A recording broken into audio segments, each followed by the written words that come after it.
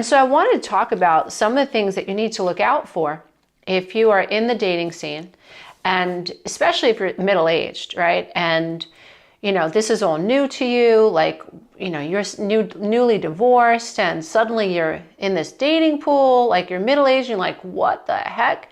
And now rather than call and meet someone face-to-face, rather than call and actually talk to someone, we find ourselves relying on our smartphones to engage in conversations. And so I wanted to create this session around what you need to be on the lookout for so you don't waste your pretty. You don't waste your handsome. You don't waste your time, which is all you really have, texting people who may or may not be interested. And so this is going to require a lot of self-accountability, a lot of self-reflection, and a lot of self-control. Because when it comes to texting, it could be instant gratification that you're looking for. It could be the anticipation of someone texting you back. And we all know that the little ding that we receive whenever we get a text message is addictive. And the lonelier we are, and the more alone we feel, and the more we crave a relationship, the more of a danger it is for us to cling when we should instead let go. And if you are struggling with symptoms of codependency, where you worry more about what other people think about you, texting is a really slippery slope, because you're not dealing with someone who's standing in front of you. You're not reading their body language.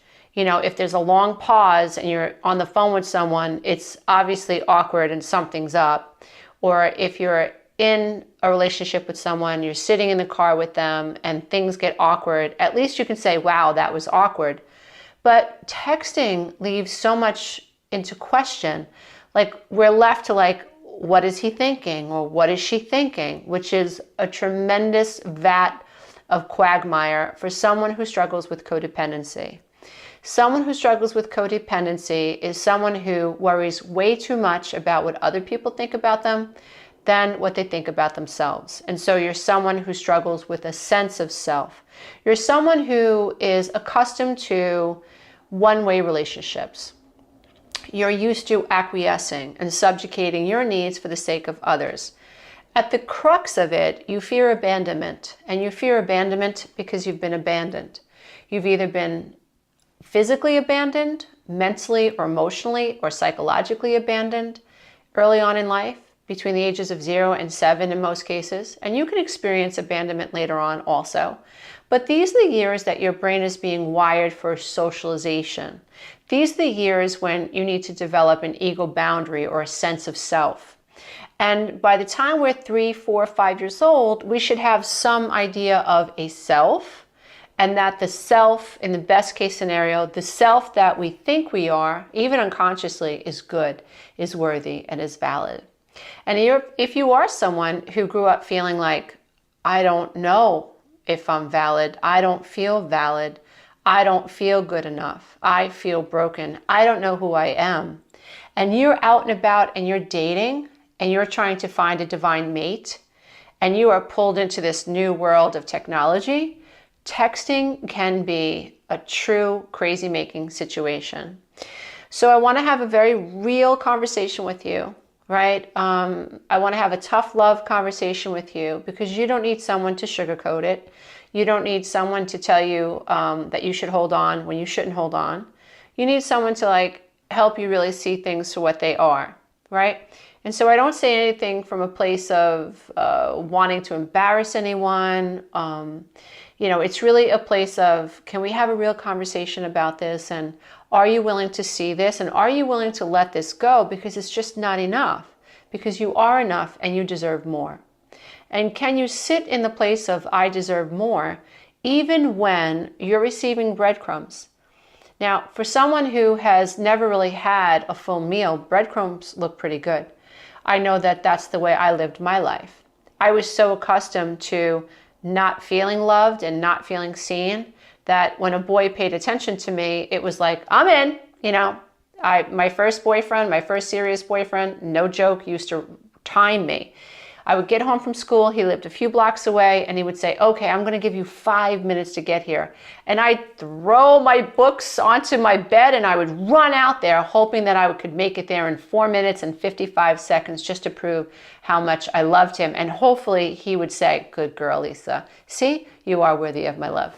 Crazy, crazy. But that's the way I used to live. And it took me a long time to realize that that was dysfunctional, that acquiescing to the needs of other people, me proving myself worthy of this boy. And I did it over and over and over again in my life until I finally realized that I was codependent and I was living below the veil of consciousness, and I got real.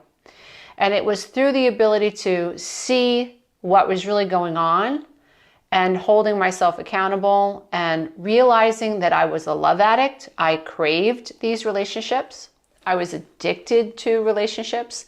And very much like a drug, you know, I needed to be in a relationship. I felt empty, hopeless, worthless, and I didn't know how to function outside of people pleasing and thinking about someone else. I didn't know how to think about myself. I didn't know how to do something for myself. I only knew this crazy way of being, which was, no, you matter. No, you matter. Let me figure out what you need and let me give it to you. That's my role in life, is to just be a doormat and be everything that you need, you know. And it's a very sad reality to live in.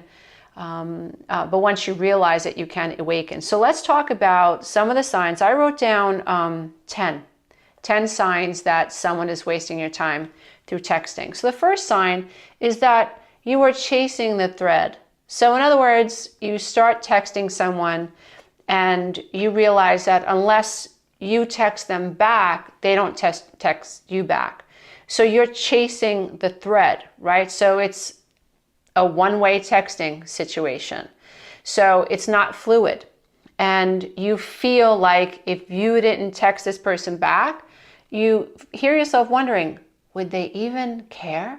Like, am I on their radar? How invested in this is this person in trying to get to know me?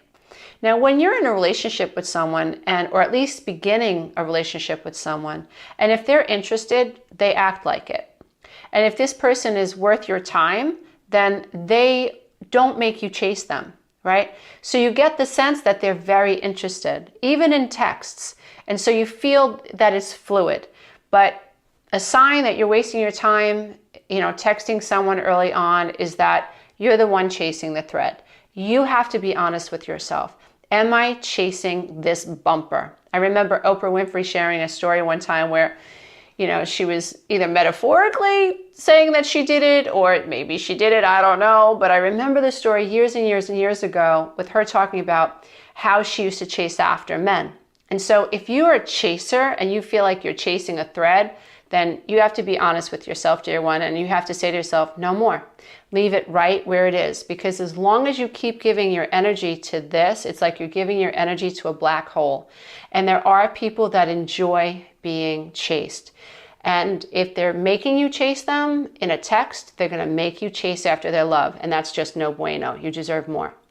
The next sign that someone's wasting your time is that they never answer your texts. So you send a text and it takes days for them to answer it, or a day.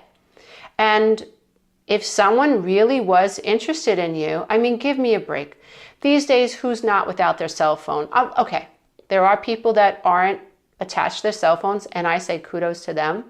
And I believe that there is a portion of society where their cell phones just aren't important to them. One of my daughters, when she's working, her cell phone is in the bedroom, and she works from home, and she does not use her cell phone when she's working. And I think that's great.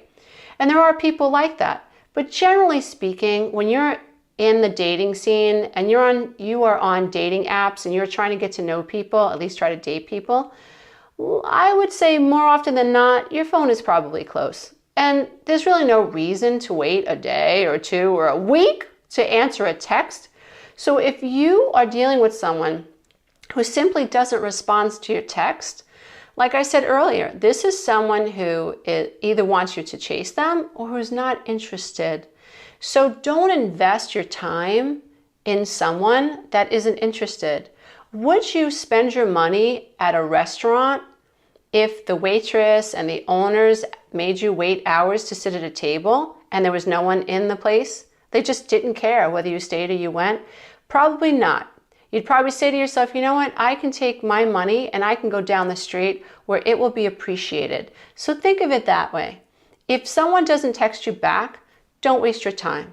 If you walk into a restaurant and your money isn't appreciated, don't waste your time. Take yourself and take your money someplace else. So think of it that way. Don't forget to check out the next video, and you can go to my website and take the codependency quiz.